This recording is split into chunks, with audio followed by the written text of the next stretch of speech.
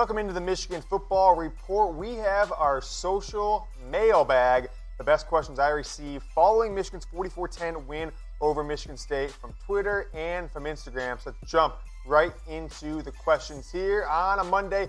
Should Michigan have scored more points at the end? And good question, because they weren't letting up.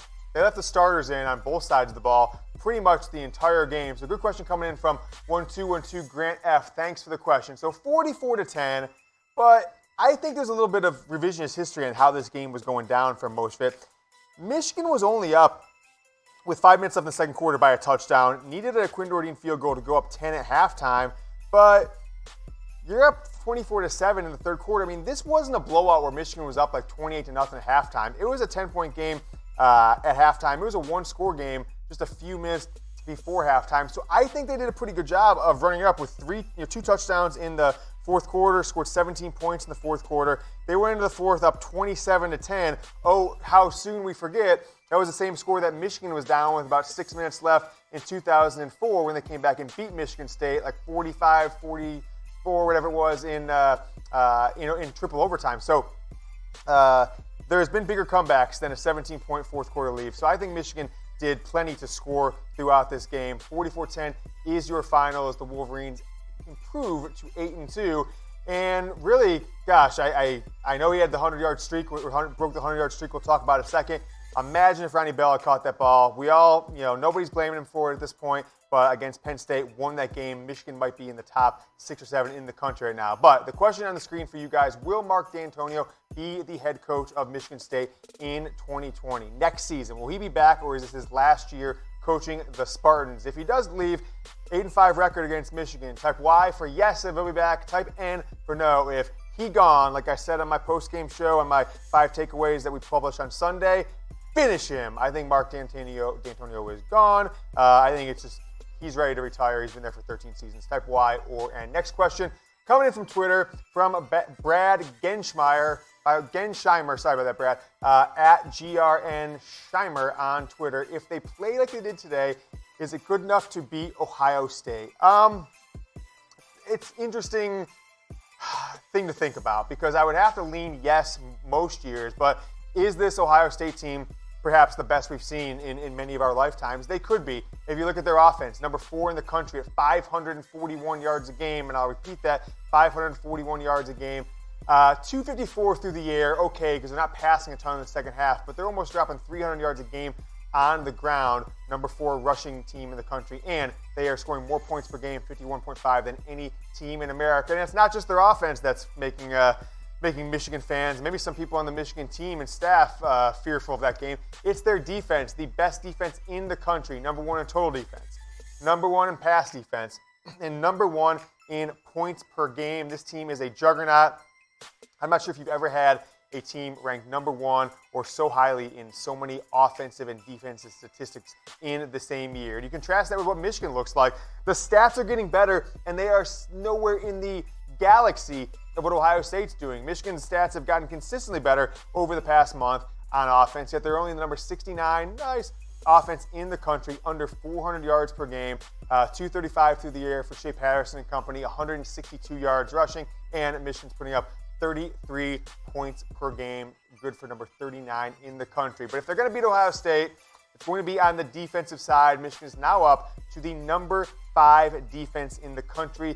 Quite a bit better than what the team finished last year. I know the last 2 games, Florida, Ohio State, they really got it put on them from points and a yards perspective. But this Michigan defense, 261.6 yards per game, number 5 in the country. The number 4 pass defense, number 17 against the run. And they are the number 11 scoring defense in America right now. So if Jim Harbaugh is going to beat Ohio State in his 5th season, he's got to overcome the demons of 4 straight losses to start his Michigan football coaching career.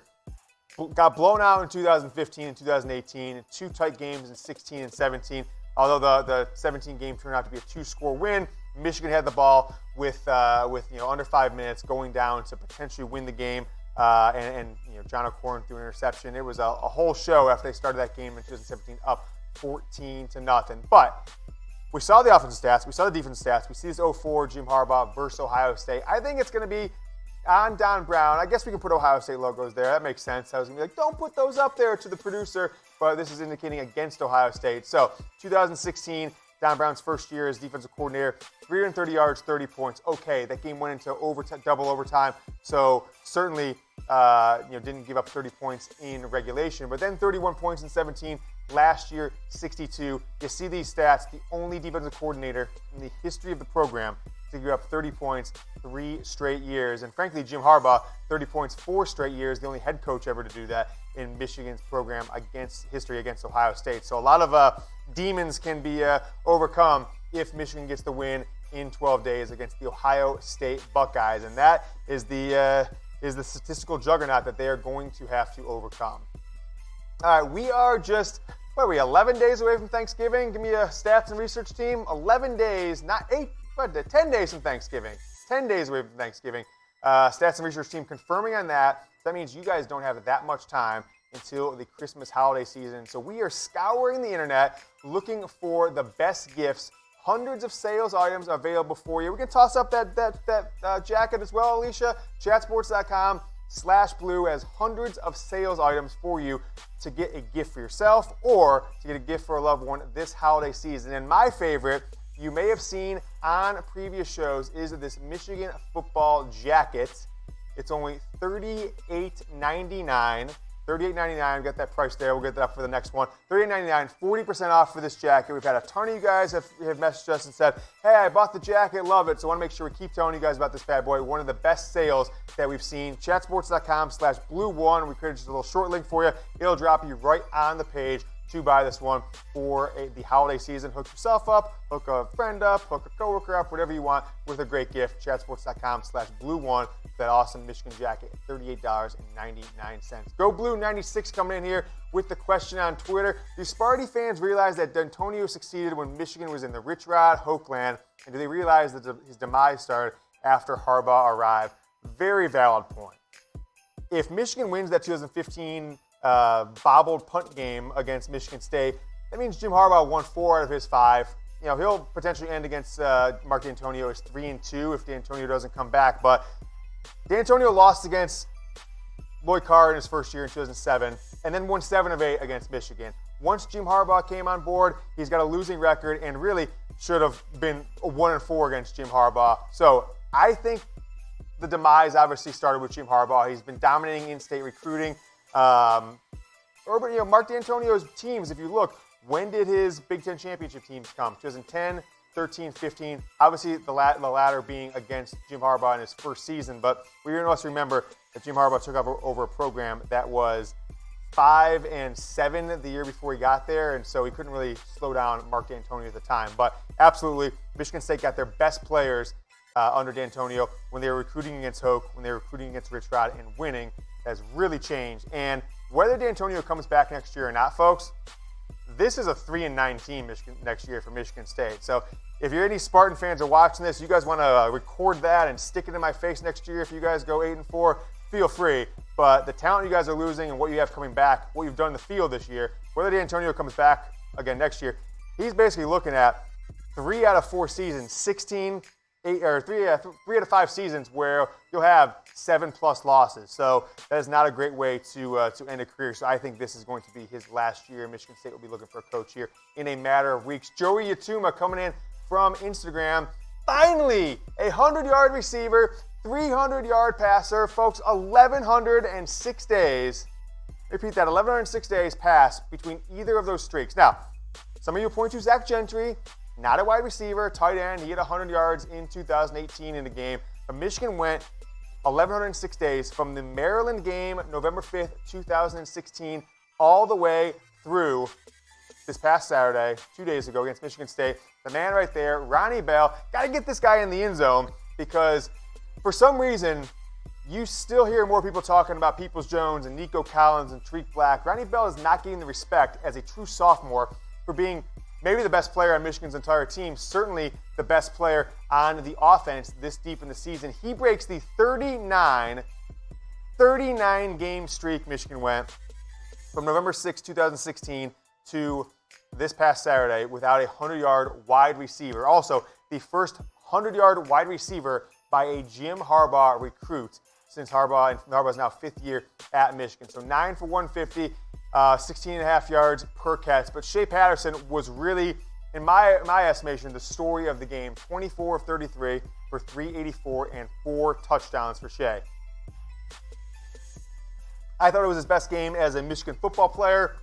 I think it was potentially the best coaching job Jim Harbaugh has done in 3+ years, to be frank. So big-time game from Shea, big-time game from Ronnie Bell, and really most of the wide receivers, once they got the ball in their hands, were making a lot of plays. Ronnie Bell had a little shake and bake. Dantonio Jones had a great effort to get in the end zone on a play. Nick Eubanks, Nico Collins, 4 touchdowns for Shea Patterson. And you break a over 3 year streak, 39-game drought for the wide receiving and the quarterback crews of hitting that 300-100 mark.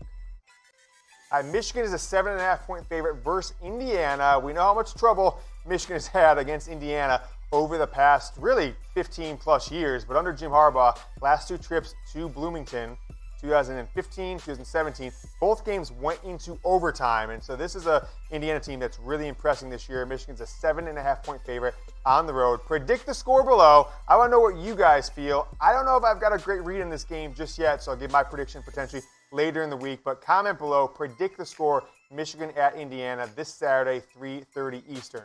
Next question coming up from Instagram, Jake Moorish. And not much substance that we're going to put into this one, but you see on the screen, enjoy retirement. And this is a new one. Duh, Antonio. I kind of like that one. Sounds pretty funny. So I agree with you a lot of ways there. I think that Mark Dantonio, who is now older than Lloyd Carr was his last season in Michigan, so it's not like he's a young man anymore. He's been there for 13 seasons. I think potentially this is Mark Dantonio's last season. He'll have a couple more games to coach the Spartans. And if he's not going to retire, if he's not stepping away from the program, I actually think he should say something publicly. I think he should come out and say, I'm returning, because he canceled his press conference, his normal Sunday morning call with Michigan State reporters yesterday. That's kind of odd. From what I read, he's never actually done that in his entire 13 seasons, canceled that Sunday morning conference call with them. And so it's hurting recruiting. It's hurting the perception of the program. Now that they're not going to go to a bowl game, if he's coming back, make a decision and announce it. The longer it goes, if it goes to this weekend and he hasn't said he's coming back, I think the writing is on the wall that Mark Dantonio has coached his final game against Michigan with the Michigan State Spartans. I want to show you that Michigan football jacket one more time, folks. This is the best deal on the internet. We're feeling in a holiday spirit mood around here after the past 3-4 weeks. You crushed Notre Dame. You crushed Michigan State. You've got the opportunity to go 3-0 versus your rivals for the first time since 2003. And as such, you guys can make it even a better better holiday season with this jacket. 40% off, $38.99, chatsports.com/blue1. And you can just go to this simple URL, chatsports.com/blue. Hundreds of sale items up to 40% off. Don't pay full price. Don't go into Walmart on Black Friday at 5 a.m. because they might have the same deal. Do it right there on the internet. Get yourself shipped to you. Get your football fans in your life. Get the Christmas shopping out of the way. Chatsports.com/blue if you want the sale items for Michigan football fans this holiday season. Next question coming up from Tommy Clark. Where has this been all season? The offense. We saw a glimpse of it in the first half against Middle Tennessee State. Then went a month straight with basically seeing nothing on offense. You got another little glimpse of it in spouts, in bursts against Penn State and against Illinois. And then people are like, well, the offense stunk against Maryland. And then you got a bye week. So finally, I feel like the offense against what's perceived to be a good opponent, although they're having quite a bad year, really broke out. 384 yards passing. It was really an aerial attack all day. Michigan, I was really surprised when I finally looked at the stats, because there's no Wi-Fi in the stadium, to see that the Michigan running backs, nobody had over 10 carries, which was really surprising. But the offensive wide receivers did their job. Ronnie Bell, Dantonio Jones, Nico Collins. Sean McCune even got into the action with 2 catches. Shea was 24 of 33 on the day, 384, 4 touchdowns, no interceptions. He did put the ball on the ground once, but Michigan recovered. Only 1 turnover on the day for the Wolverines. That was on a fumble from Dantonio Jones in special teams. So big game from the offense, big game from Shea Patterson. Josh Gattis, I think a lot of the naysayers have nothing to say about him right now, but we're really going to find out what Gattis is made of against Ohio State in a couple weeks and what could be the best defense in all of America. Guys, We're at 5,562 subscribers. Got 12 days to the Ohio State game. Is it too much to ask to get to 6,000 before then? I mean, it's less than 500. You can do math. Just press subscribe if you haven't done so. The more subscribers we have, the more content we can put out. So if you haven't subscribed yet, youtube.com/MichiganTV. If you're watching this elsewhere, if you're on YouTube, just hit that button, subscribe button right below the video. Help us get to 6,000 subscribers. Next question up from Nick Link at the Michigan Football Report Instagram Q&A. Send me this message after the game. Great game. Patterson had one of his best games at Michigan. I think, and we'll show his stats here again, I think it was Shea Patterson's best game as a Michigan football player, as obviously the Michigan football quarterback. And maybe it redeems Jim Harbaugh when he said the offense was coming together, and he said this will be our finest hour after they went into halftime down 21-7 to Penn State. Since that halftime deficit to Penn State, Michigan has really been a different team, and you saw a lot of that against Michigan State. A lot of it materialize and come to fruition against the Spartans. One other thing on the offense that I thought was really impressive was just the use of Giles Jackson and of course the use of Mike Sainristil in the running game and the passing game. I'm really excited to see the future of those two young players that have shown that they're more than just wide receivers, especially in their true freshman years.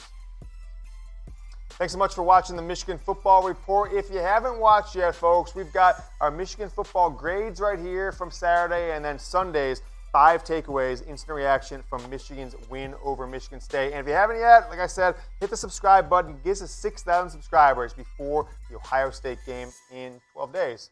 Go Blue.